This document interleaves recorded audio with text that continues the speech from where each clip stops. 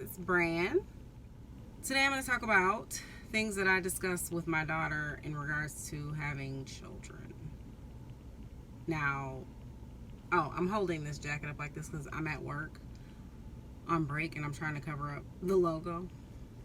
So that's why I'm doing this. But I realized when talking to my daughter the other day that the conversations that are had with as you're growing up, just think of the conversations you had with your mother or anyone. No one tells you what could possibly happen, like what to prepare yourself for. I'm not saying you can be prepared for everything, but I'm talking about like becoming a single mother, which I am. I just have my daughter. I tell her, which she plans on being married before she has children. She does want children. But I've had discussions with her about what does it look like if you don't have him? What if he leaves you? What if you leave him? What if he cheats? What if he dies? And you have these 4 children. Right now she's saying she wants 4. We'll see after the first one. But I was just telling her I want her to be mentally, emotionally, and financially prepared to do this by herself, because the world, for some reason, thinks that we get ourselves pregnant, climb on top of ourselves and get ourselves pregnant.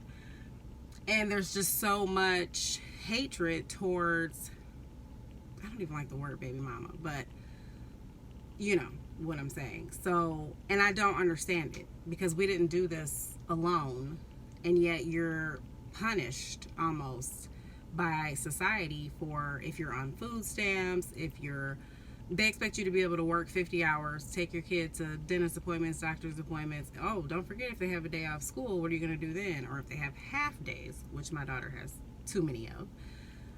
Just all of these things that they're not factoring in as a single parent, that all comes up. What if you have to take your kid to and from school?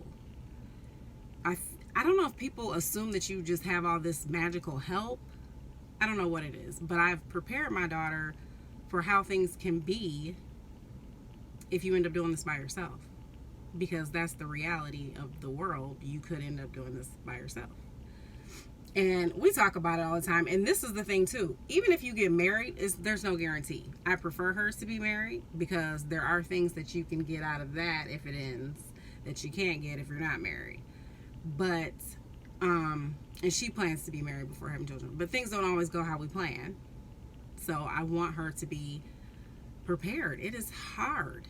It is hard. It's hard to be a parent even if you're married. And there's some mothers who are single mothers even while married. We know we know that exists.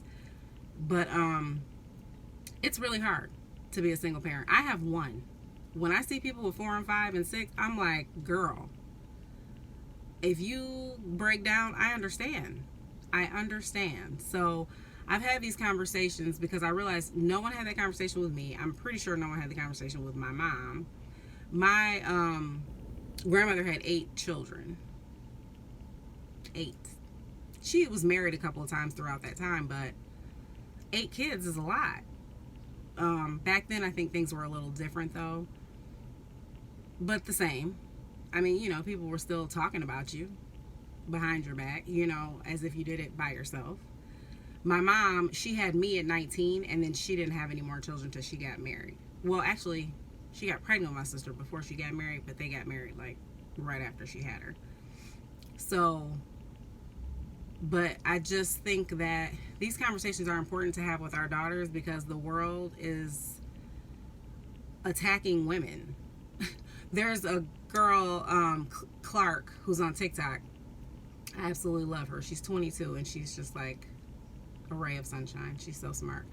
But she was saying the other night on her live, she's like, women have babies. Like, we're growing a human being. We could just stop having babies. And then what? We could decide we don't want to have no more babies. And I'm just like, yeah, like, we have to realize how much power we actually do have. I was about to say a horrible word, but it's power. So we just have to realize this and talk to our daughters about how things could end up and preparing them because you see they overturned Roe versus Wade, and it's not like that in every state because we live in Michigan. So here you're still allowed to have abortions and things, and you're still allowed to get care if you're sick and you have a tubal pregnancy or anything, But these men, these old men, are out here making decisions about our bodies, and we have to prepare our daughters for how things could be. I hate to say it, but it feels like things are just getting worse. It's hard. It's hard having a daughter knowing that I could leave her in a world that is just crumbling right before our eyes. And this is just, I'm just telling you the conversations I've had with my daughter. You have to do what you feel is best for your child.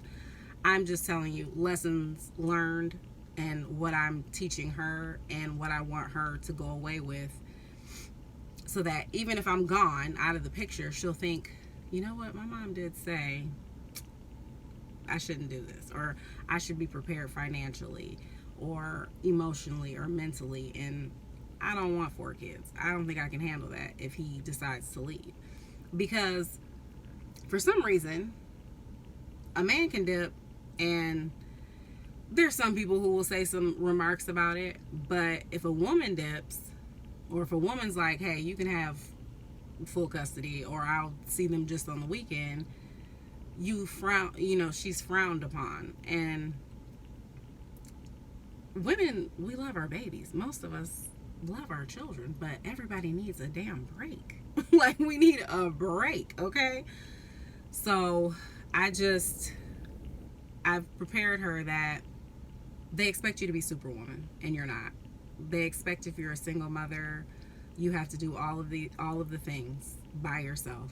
How dare you ask for state assistance? How dare you get help? You laid down apparently by ourselves, so figure it out. So I'm just preparing her for the reality of what the world is like, how things may or may not go. I pray that she does get married and that it lasts and she has her babies and everything's hunky-dory. But there's reality, and I'm a realist.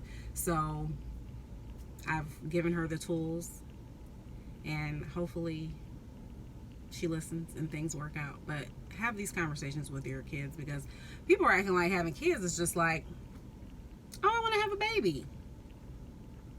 You do realize you're a parent forever. Now, some people, they throw their hands up when you're 18. I'm not one of those people. I'm a parent forever.